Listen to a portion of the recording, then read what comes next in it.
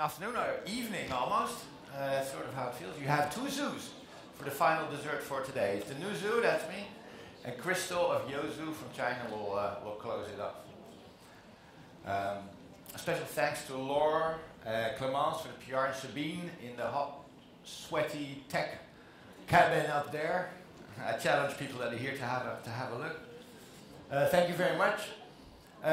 It's my responsibility to share with you two ways that gaming could be relevant for any outsiders of this games business. The first thing is it's huge, you know, it's mass audiences. So how can I use that to reach that audience? And the other thing is, and I'll focus a little bit more on that because I find it personally a bit more interesting, is what deeper mechanics in terms of business or marketing engagement have been invented by games that I might be able to isolate and use in my strategy of daily operations. Why am I here? Why am I allowed to talk to you about this? Because I have experience. I'm an old guy. In the last 12 years, I don't play as much, I must say. I watch a lot of games, but I'm an old guy. But I speak to all these companies about this issue, about matching their brand with the games business. But our bread and butter is actually providing market intelligence for the games companies themselves, like NEWZOO and Tencent, they're clients of ours. The logos I cannot put on here are apparel brands, beauty brands, etc., because I'm not allowed to publish your logos all the time.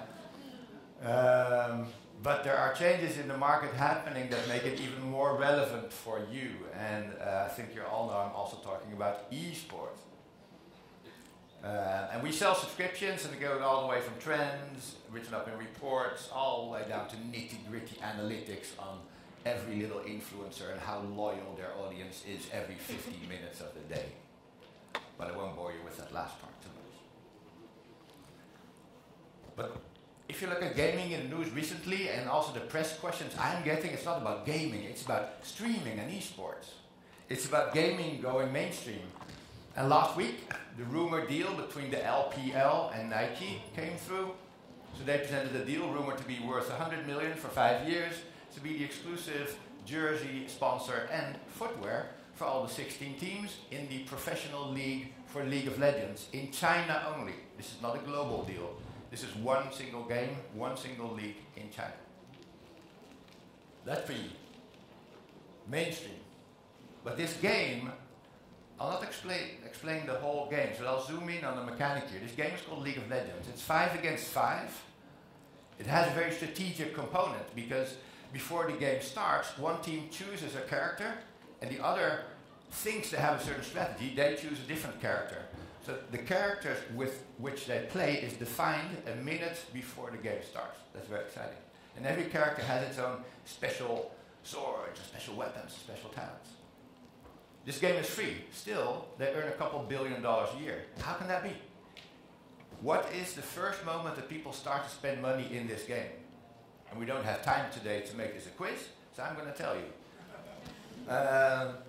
Every time you play that game for free, you get one of those champions, one of those characters. If you log in the next day, you play again, you get a different character.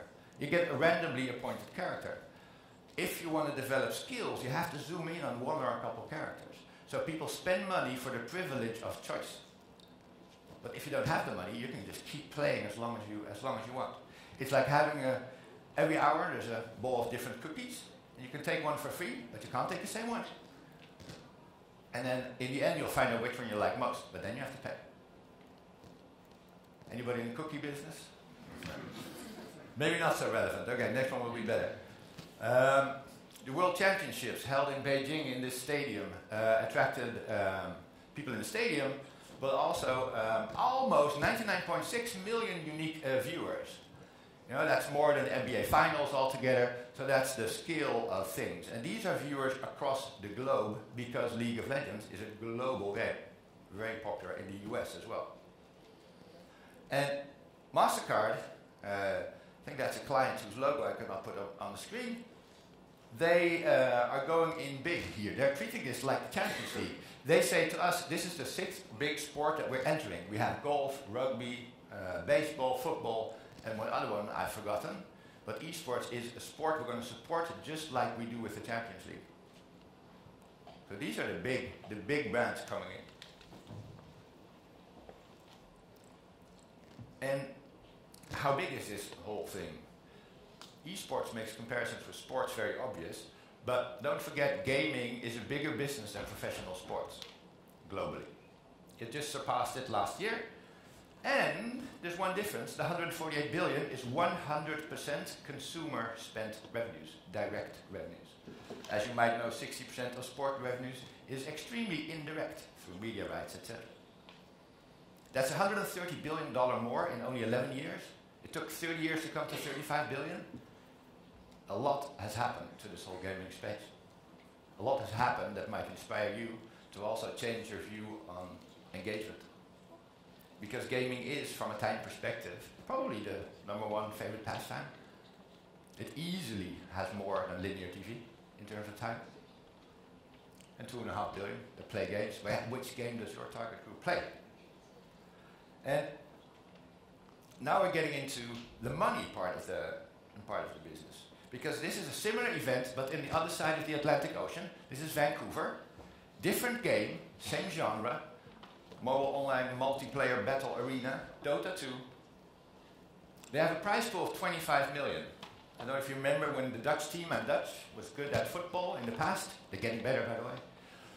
Third in the World Championship, they got, I think, 20 million or something like that, or less. 25 million is a lot of money. Okay, a lot of money, that's not that special. What is special is the fact that 23.4 million of that was given by consumers voluntarily. The prize pool was 1.6, and the consumers thought it was fun, out of pride, to show that they could generate the biggest prize pool in history.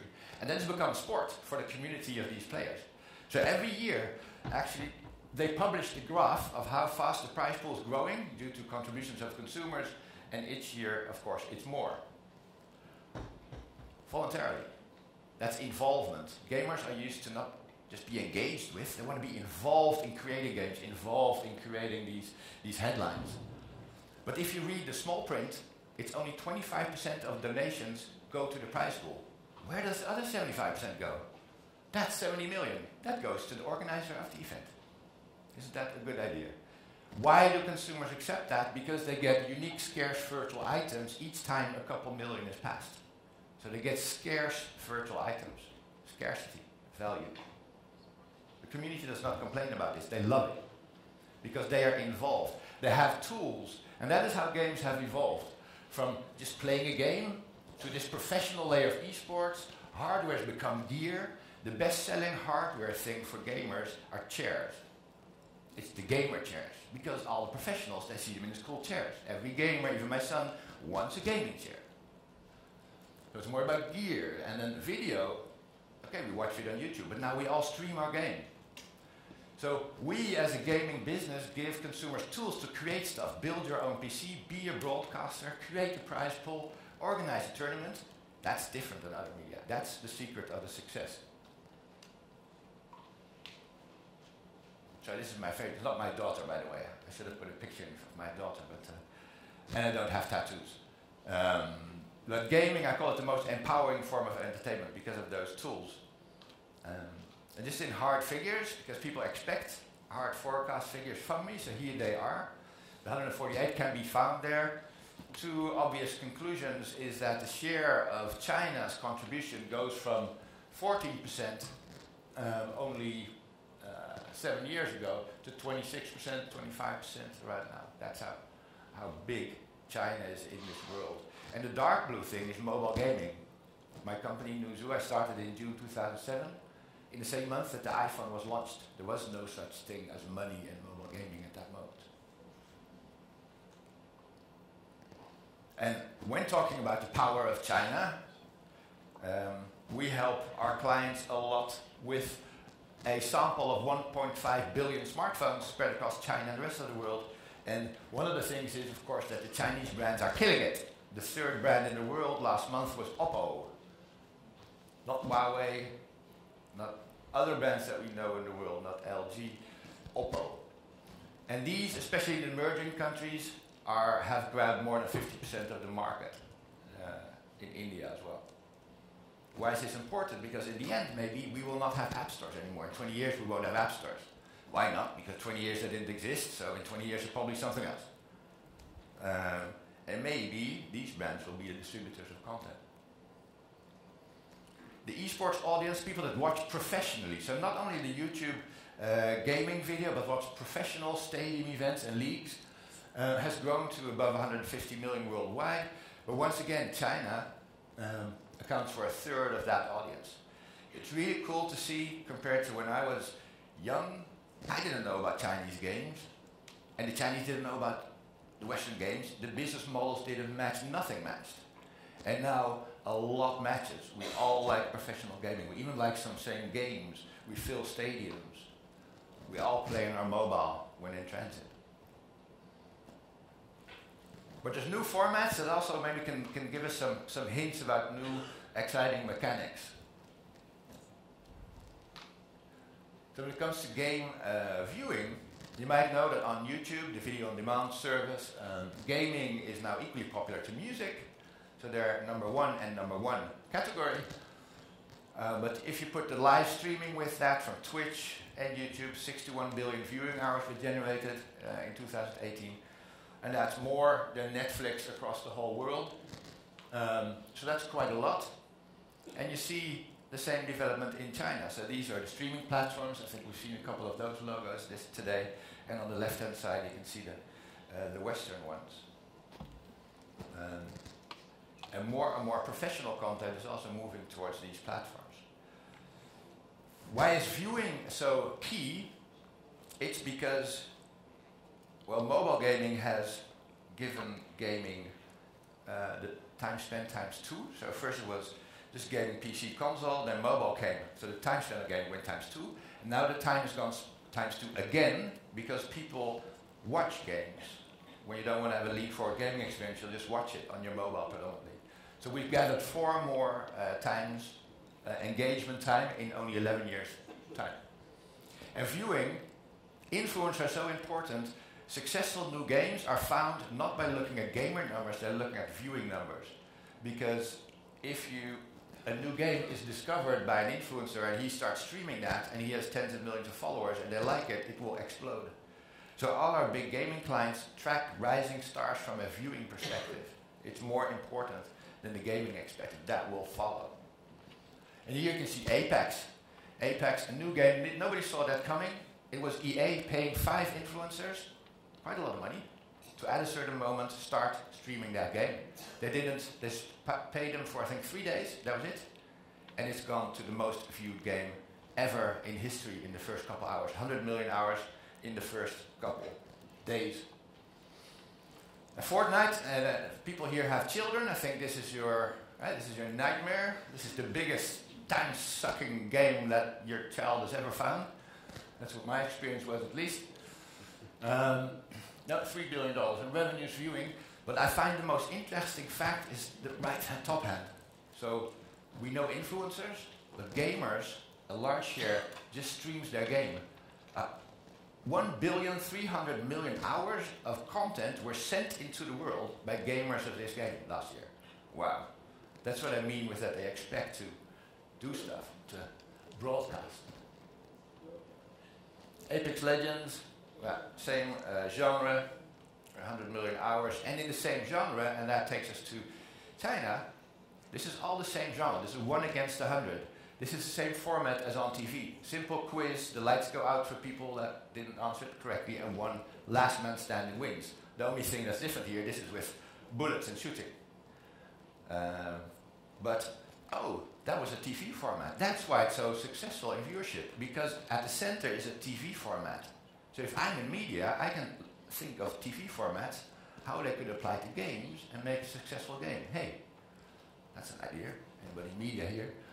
In China, Battle Royale, mobile especially, is I think arguably the most popular game in China at the moment. Same genre, and it's now taking over the mobile space in the West. It had 25 million viewing hours in February. And this is a genre that didn't really exist a couple of years ago. This is a genre that when it arrived, drew in so many casual players that didn't have a headset, but if you play a shooting game and you can't hear somebody coming from the back, you're dead. So it added $1 billion in headset revenues in a single year, $1 billion in products. So this is a relationship with e-commerce, I guess. Our responsibility is to look per game. We track 12 million gamers, what they connect to their PC, if they switch from Logitech to SteelSeries or whatever. That's what we do. That's this complex, colorful picture is about. So products, the impact of, the $1 billion in chairs that have been sold, $1 billion in peripherals. Maybe your product can be influenced by this. Or create something completely new. Like within the Fortnite game, they had a live DJ set of Marshmallow, and 10 million people watched within the game. So that game is becoming more their place to hang out. Like in my day, it was not Second Love, that's something else. Second Life. Yeah, Second Life, the world where you can hang out. And the fact that the biggest streamer last year was asked to hang out on Times Square and to stream, sponsored by Red Bull, is also a format that you can do with your brand. And when I was in Chengdu late last year, you can see in China that the whole trend from online to offline, just translate that and kids, go outside, don't spend so much time behind the screen. That's what you say to your kids. That's what the government is pushing very much. They formalized professional gamers as a profession, as well as big data analysts just 2 weeks ago. Lucky me. But this is what you see in Chengdu. This is specific. VSPN is the organizer of only games events. I went to a KPL, Honor of Kings match, mobile game, and 60% female in the audience, because they thought the team that came from a different city to play was so cute. Really, it was really cool. Because games are ingrained in the social ecosystem of Chinese youth, including meeting people and dating and finding each other, and then meeting up at a physical event like this. And of course, when you're in Chengdu, do like the Chengdu do, so that means hot pot. These are actual photos of me, and I spent a couple days there, and like 2 times a day I had to do the duck tongues, of course, that's the famous, with a piece of the bone still in it. And then a hot pot, and you can see I had a very engaged audience there. But I did get the attention because the pig intestines that you can see along the rice there once stuck into my teeth, and it hung in my throat about 30 centimeters. And I was drinking red wine, which is sort of forbidden to do during hot pot. It only makes everything worse. And then I got the full attention, and Chanji, who is here, my Chinese colleague, saved me from death. But these are the business people on esports in Chengdu. But it is serious that the government is trying to stimulate people to go outside and do something with their passion. With the #1 sport in China is esports. It's not football, it's not basketball, it's esports, it's gaming. So all the cities, there's 9 cities that are claiming to be the esports and gaming hub in China. And they're investing billions, hundreds of millions, to build whole parts of the city into where gaming communities can get together. And they're looking for bands like yourself to fill part of those locations. Because it's all now about locations, online to offline. Disneyland is now hosting the first gaming competition. Right above Poland, the biggest stadium event in the world. 160,000 people over 4 days went there. I was there just recently. And internet cafes are reliving and reshaping into esports communities. These are Chinese Guangzhou, 1,400 internet cafes. The most recent one in Chicago. It's all about gaming. So is gaming so different than sports? Well, with this professional layer, there's a lot similar. Sponsors. First it was the challenger brands like the Red Bull and the hardware guys, and now it's MasterCard. And you can see these big leagues spread across Europe, China, and the West. On automotive, they're already set. They're full. So we work with brands, maybe like yourself, to see where there's unique spots that you can go, and if the demographic of the game or league fits. This looks very much like a sports thing. That Nike treats a famous Chinese gamer the same as LeBron James, gets them together. That's the way brands should do it. That's the way gamers like to see it. Just treat us as a sport. Just take us seriously. That's cool. And then there's a lot of Russian celebrity gamers that shave a lot, and all beauty products are promoted for men by Russian professional gamers. Gaming is being tempted into the media rights billions of dollars because they have content that is unique. But at the same time, the sports people we work with know that media rights as a business model is dying. It's going to die, it's going to disappear. We all want a direct relationship with consumers. So I'm warning all the games companies, keep ahead, because you're the kings of consumer engagement and monetization. So Twitch also makes it very easy to switch off the ads and to buy a all-access pass with all kinds of cool privileges in it, the same as the NBA does. But ultimately, we have to be smart about video content and monetize it in the same way as games. And of course, once again, China is ahead. Because Huya, one of the biggest streaming platforms like Twitch, reported, I think yesterday, 95% of our revenues is direct from consumer. It's not about advertising. And these are our figures. We have 160 million monthly viewers, predominantly game content, and only 4.8 million pays. And that's great. They generate $740 million just by paying and gifting the streamers. Professional sports, I am angry that I have to listen to this old guy talk over the Dutch football team all the time. I want to choose my streamer to talk over my professional content. If anybody can influence that, please do it. Because I am not going to voluntarily give money to this old guy in a studio or to a company. Consumers give to consumers.